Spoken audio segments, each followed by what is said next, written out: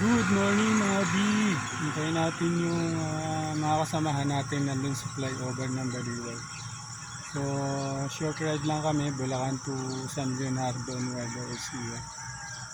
Kasi medyo parang ulan pa. Hindi naman siguro ulan yun. Makulimlim lang ang panahon. Naghihintay ako dito sa may Rotary Club ng San Rafael. 5 PM ang ride out daw sa flyover Baliwag. Yan ang bike ko. Ito ko sa Rotary ng San Rafael. Ayan. Maraming crossing dito. Dito sila dadaan galing ng Baliwag flyover. So yung iba mga taga Kalumpit, sila Mandes, shoutout Mandes. Hintay na lang sila